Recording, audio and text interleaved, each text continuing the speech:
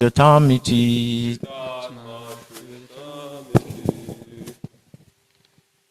Sutu uvacha. Sa evam rishivaryoyam. Evam Shaivaryo Pristo ragya parikshita. Krishto Ragya Prikshita Pratyahatam subahuvit. Rajaham Subhahu Pritatma shruyatam eti. Vitatma Yatamiti Sotu vacha. Sutuvacha Sa evam rishivaryoyam. Saivam Rishivaryo Yam Prishto ragya parikshita. Krishto Ragya Parikshita Pratyahatam subahuvit. Rajaham Tam Subhuvit Pritatma shruyatam iti. Vitatma Shruyatamiti Sutu vacha. Sutuvacha Sa evam rishi varyoyam. Sayavam Rishivaryo Yam Prishto ragya parikshita. Krishto Ragya Parikshita Pratyahatam subahuvit. Rajyatam Subhavit Ma shuryatam. Pritatma Shruyatamiti Sutu vacha. Sutuvacha Sa evam rishivaryoyam. Savam Rishivaryo Yam Prishto ragya parikshita. Krishto Ragya Parikshita Pratyahatam subahuvit. Rajaham Tam Subhavit Pritatma shritam iti. Pritatma Shruyatamiti Sutta uvacha Sutta Uvacha Sevam rishivaryoyam Savam Prishto ragya Krishto Ragya Parikshita Rajaham Subhavit Pritatma shriyatamiti Pritatma Shruyatamiti Sutta uvacha Vacha Sa Saevam Rishivaryo Yam eva Krisho Ragya Parikshita pratyahatam subahuvit Rajyatam Subhavit pritama shruyatamiti Pritatma Shruyatamiti Sutta uvacha Sutta Uvacha Saivam Rishivaryoyam Saevam Rishivaryo Yam Krishto Ragya Parikshita Krisho Ragya Parikshita Pratyahatam Sabahuvit Rajyatam Subhavit Pritatma Shruyatamiti Pritatma Shri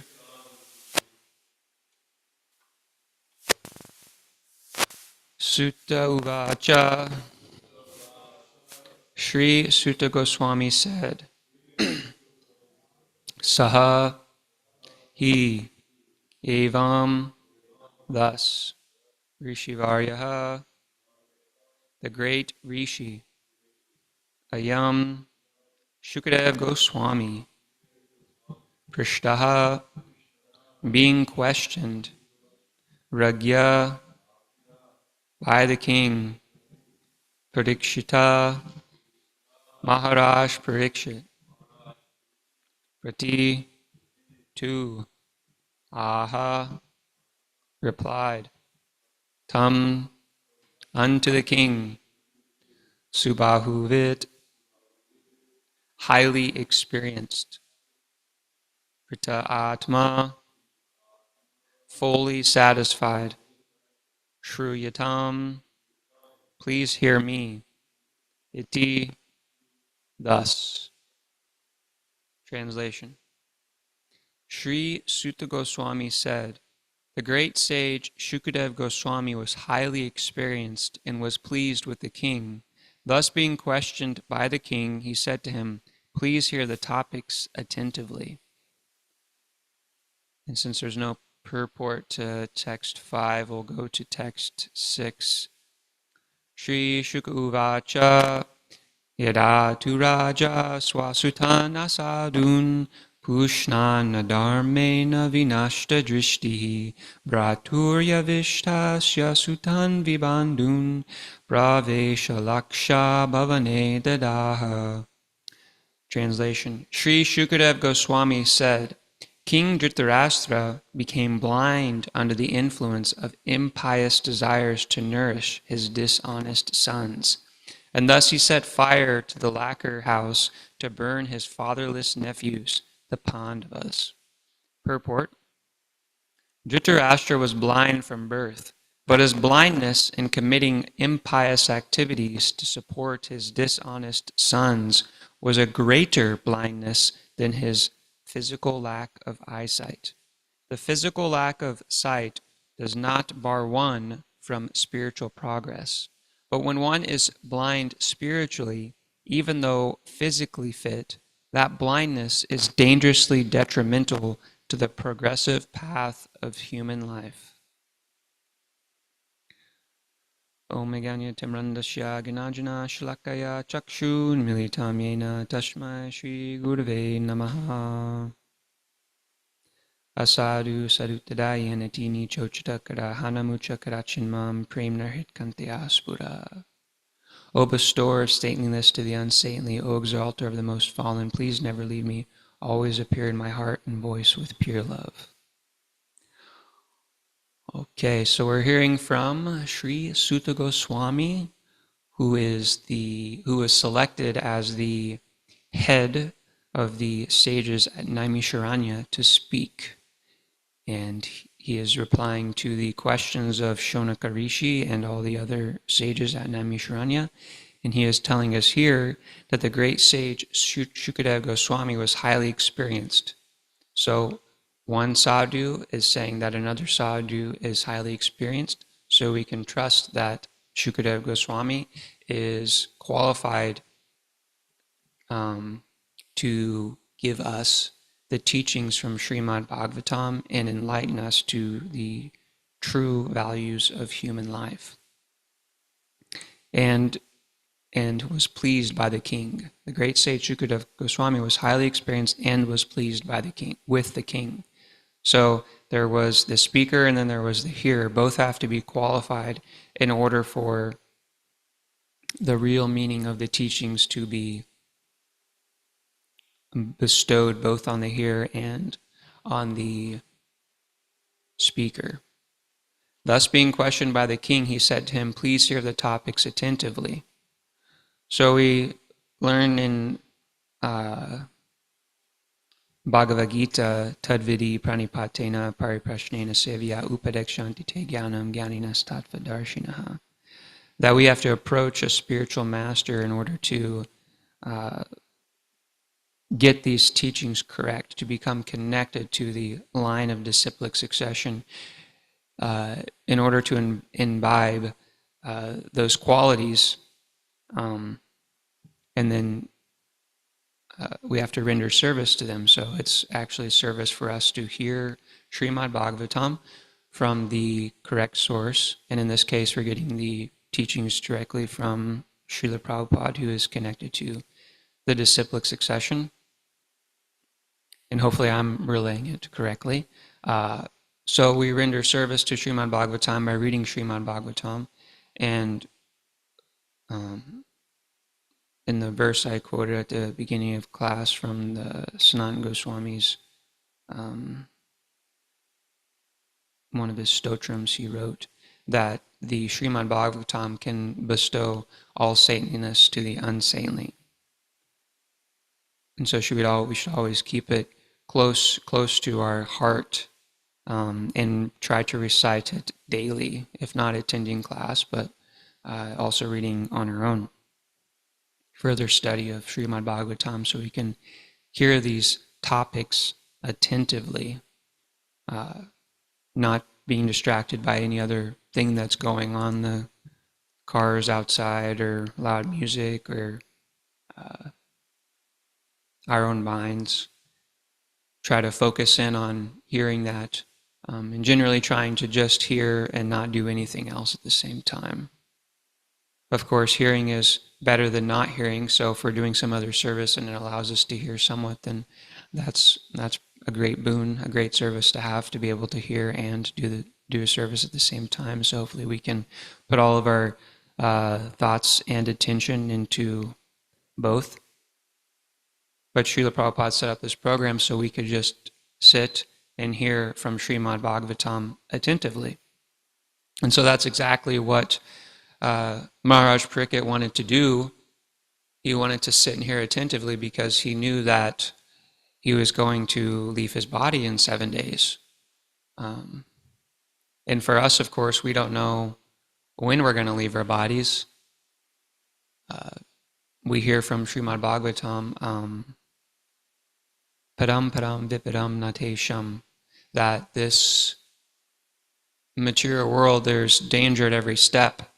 But if we take shelter of Guru, Sadhu, and Shastra, then there's no danger because we can be fully absorbed in hearing those topics and think of Krishna all the time.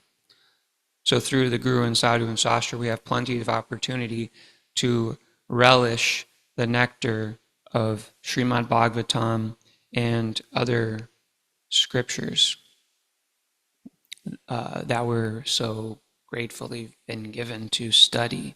And there's so many, it's actually endless. Even though we don't have all the Vedas that have ever existed now, we do have realizations from the acharyas relating to the topics of Krishna, such as Chaitanya Charitamrita.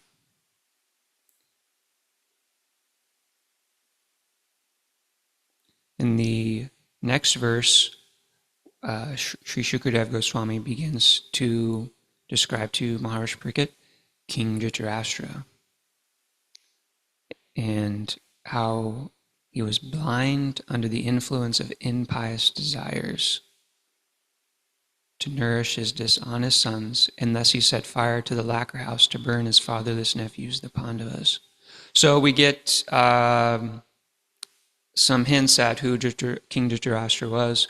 Of course, in Bhagavad Gita, the first verse, it's saying that Dharmakshetra Kurukshetra Samaveta Yutsavaha Mamaka Pandavas Chaiva Kimakurvata Sanjaya.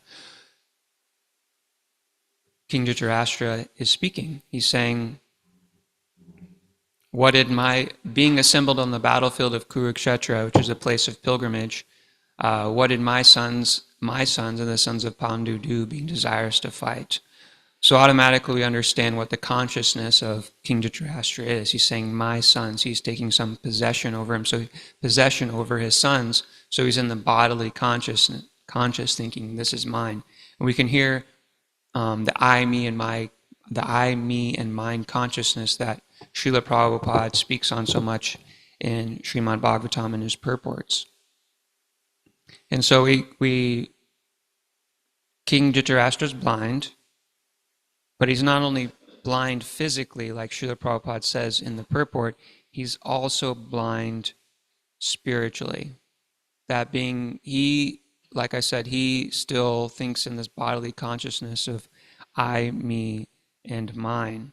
And he's thinking my sons versus the sons of Pandu, rather than on this spiritual realm. He's thinking this is my land, even though I'm blind, and my brother, King Pandu, was not blind, even though I'm older to birth by him. So if I wasn't blind, then the kingdom would have been given to me. But since I am blind, I don't get to rule the kingdom because I have some physical disability that prevents me from doing that. We can't do every service, so we should recognize the qualities of others who can do those services. And so King Dhritarashtra, just unfortunately, he was unqualified to be the king, and so the kingdom was given to King Pandu to rule. And when King Pandu left his body because of was it a curse? Yeah, he left his body because of a curse that if he were to have children, then he would immediately be killed. And so in that way, he left his body. And you can't go without mentioning Madri, who followed him into the fire because of her chastity to her husband, King Pandu. And then you had Queen Kunti, who also wanted to follow King Pandava because he was such a great king and they were so devoted to him that she also wanted to follow King Pandu and Queen Madri into the fire. But she could not do that because she had young sons, the Pandavas, Nakula, Sahadev, Arjuna, Yudhisthira, and Bhima. Yeah. And so she was taking care of them. So these are the Pandavas we hear about in this verse. But of course, King Dhritarashtra was saying that I need to get rid of them. They need to go because I want to rule this kingdom without any problems. And the problem was in this case that it wasn't actually his kingdom. It was the Pandavas' kingdom. It was King Yudhisthira was to rule as the king because it was rightfully his. He is the son of King Pandu, and so the kingdom should go directly to him. But of course, Vidura, being blind to pious activity and to what is actually right, wanted to instead nourish the desires of his dishonest sons, mainly Duryodhana. Of course, he had terrible association, Shakuni, who convinced the Pandavas to have a gambling match, which they couldn't refuse, being Kshatriyas. They had to take part in this gambling match, which eventually led them to exile and losing the kingdom. But we get a little peek inside the Mahabharata in this verse that Dhritarashtra wanted to kill the Pandavas. He attempted to kill them many times, and we hear that he wanted to burn this lacquer house, which we heard a great description of what this lacquer was from I'm blanking on his name, from Roshan Dev Prabhu earlier, and how it's formed and how beautiful it is. But of course, it's highly flammable. But the Pandavas escaped that through a tunnel they built through the grace of Vidura. Even if one is blind, like Dhritarashtra wasn't unqualified to actually see what's going on in the world, you could say, to become enlightened of the fact that we're not our bodies and we're spirit soul. That's not a disqualification for diving into the ocean of nectar. Just like, we talk about hearing so much, but there's actually devotees who can hear. They use sign language to relay the messages of Srimad Bhagavatam, and they're getting also the same bliss that we're experiencing, even though they have some seemingly disqualification to this Shravanam Kirtanam process.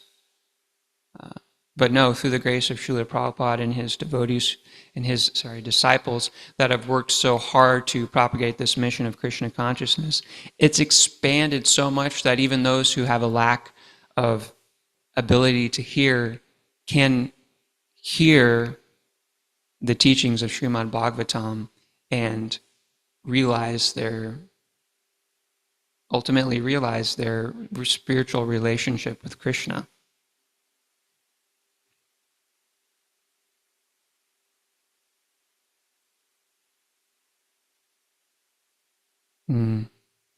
So Prabhupada says in this, blindness is dangerously detrimental to the progressive path of human life. So this progressive path in human life, it's not the progress that we hear about, in the material world. Build bigger buildings, build bigger factories, have all sorts of technology that seemingly help us progress more, more advances in healthcare, more advances in basically this progressive material life is trying to help people to gratify their senses more and more and to forget God more and more. And if we look at these, this progressive way of life, this progressive materialistic way of life through a microscope, we can see that it's actually detrimental. The moment we decided to get away from a more agrarian style life and move into the factories, they just increased our downfall. And we can see that today. The rivers are polluted with agricultural runoff from planting corn and soybeans year after year, corn and soybeans, alfalfa, sorghum. All of these are used, at least these crops are used in this area to feed cattle, to feed livestock, so that they can kill them and eat them. And this is an opposite of what the spiritual path is. Go Brahmana Itya Chagaritya. So Krishna is the lover of cows and the lover of the Brahmanas, and so we can't support this nonsense civilization of slaughtering cows because Krishna loves them. So we want to be friends with Krishna, so we in turn are also friends with the cows. But instead, this blind progress, it's just leading to more and more problems actually for those living in society today. Of course, we know it's Kali Yuga, so it's just going to get worse. But for now, we have this little 10,000 year period, this golden period that Lord Chaitanya came and bestowed upon us to spread the teachings more and more of this Krishna consciousness movement, to enlighten the souls enlighten souls about our real constitutional position as part and parcel, mama vamsha jivaloke jiva bhuta sanatanaha, or part and parcel of Krishna. Part and parcel meaning we're not Krishna, we're just part of him, which is very nice, because he's Sat Chit Ananda Vigraha, and we're also Sat Chit Ananda Vigraha. But we're the same in quality, but he is the same in we're not the same in quantity. So we're like a drop in the ocean, and he's the whole ocean. Just as the drop of water from the ocean has the same chemical properties as the whole ocean, but the quantity is different. So we can relish in this actual progressive path of human life, and we don't have to worry so much. We don't have to put all of our coins in the jar of material life. We can put them all in spiritual life, and Krishna's going to take care of us anyway. Even though we might have so many problems, so many issues with our bodies, relationships, that maybe are relationships from a previous life we have before taking up this Krishna consciousness path, family or whatnot.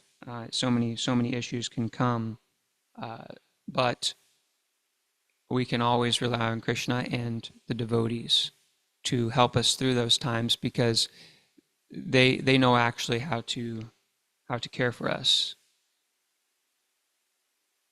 They know the purport of human life, that being to serve Krishna and the devotees, and that's where the real bliss lies.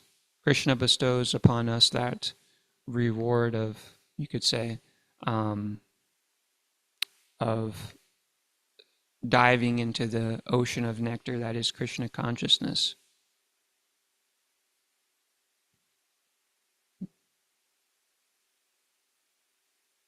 Maybe I can just go ahead and open it up for questions, comments. We can just have some discussion. Yes, Prabhu?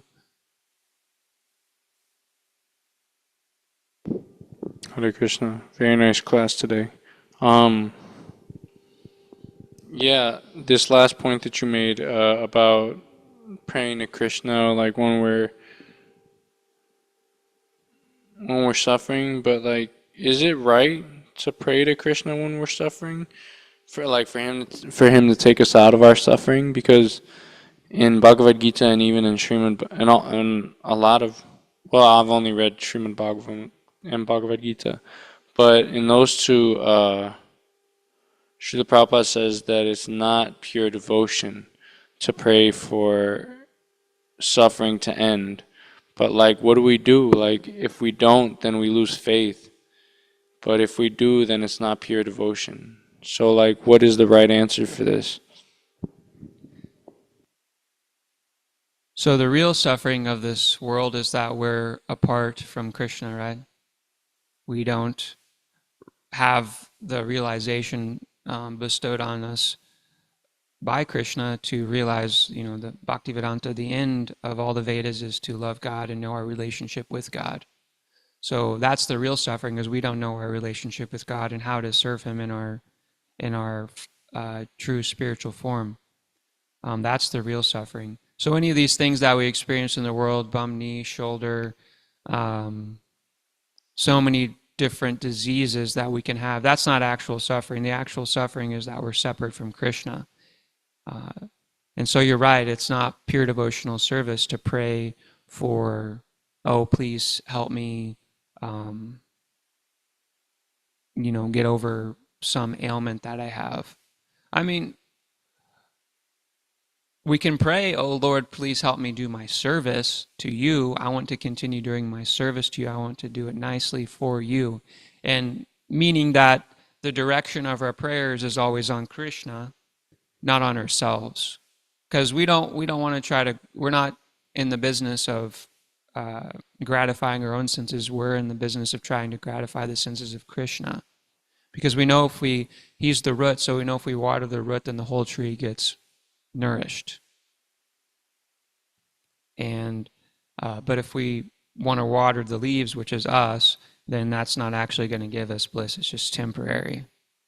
That's not going to satisfy us. It's not going to relieve the real suffering, which is our separateness from Krishna. But we can pray, the pure devotees, they're paraduki duki. They have compassion for the spirit souls who are in this world, and that giving them real compassion is not helping them with their continue their bodily conception of life. It's helping them in their spiritual life, helping them realize who they actually are, part and parcel of Krishna, and they have a certain special relationship with Krishna.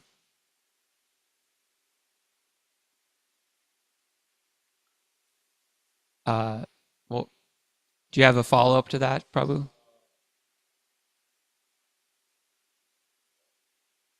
That's okay. We'll go to Radha Damodar Prabhu and then Radha Stali, the Radhas. I have a comment and a question. Yes, Prabhu.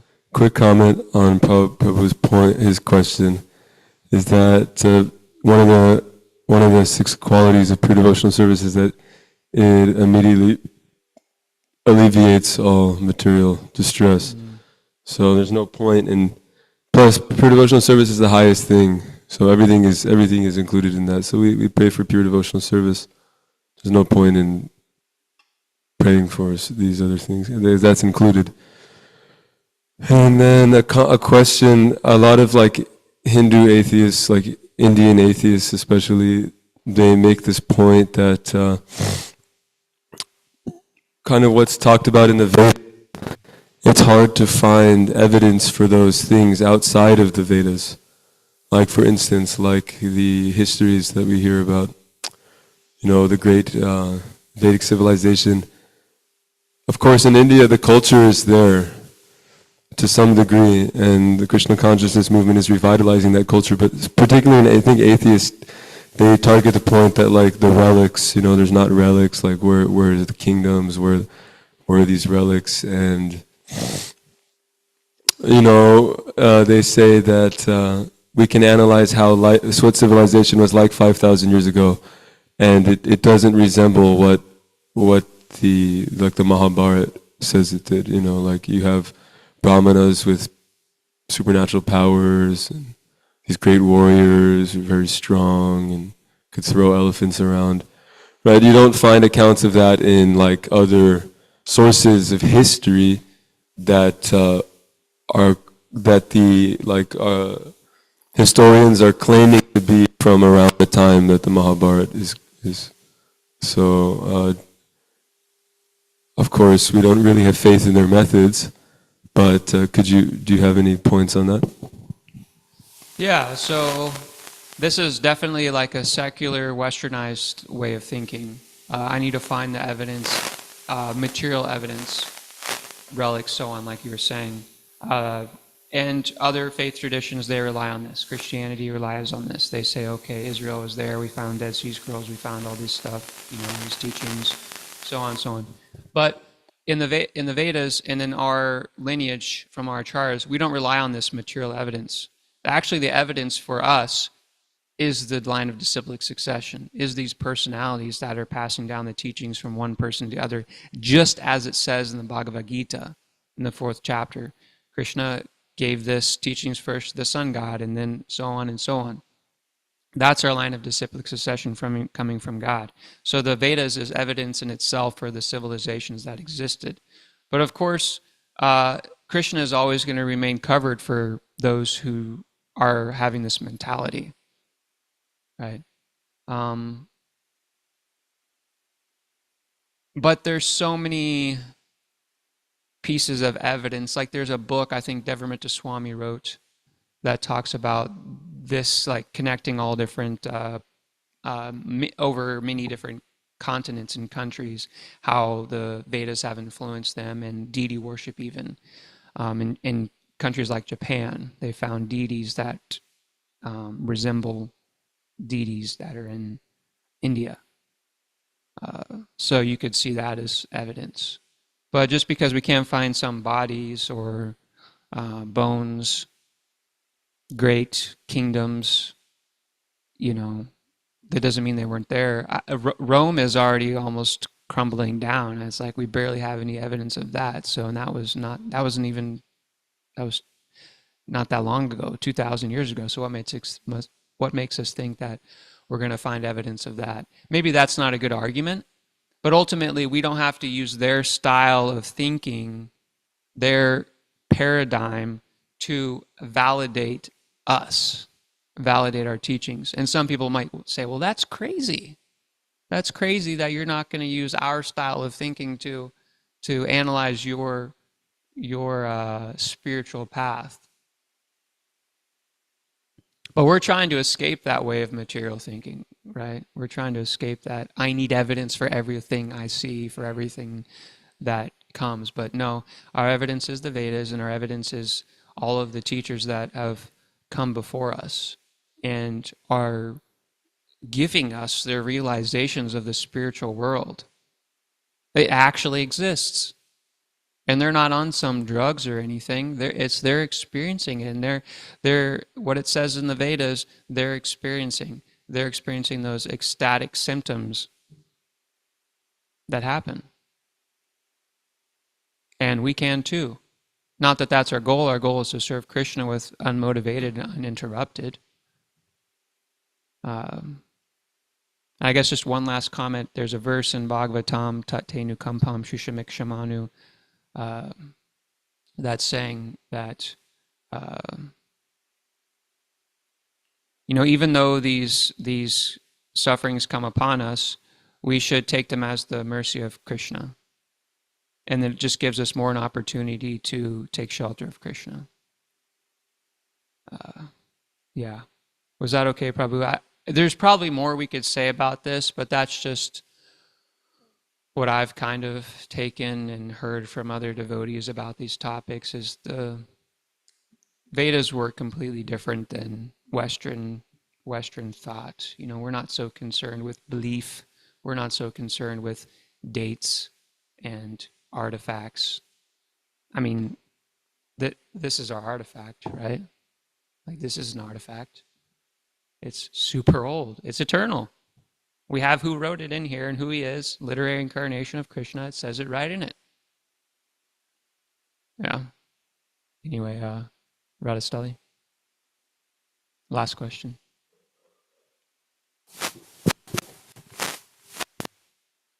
Hare Krishna. I don't know if it's still relevant, but I wanted to add to your comments to Jagannath Prabhu's question. I just immediately thought of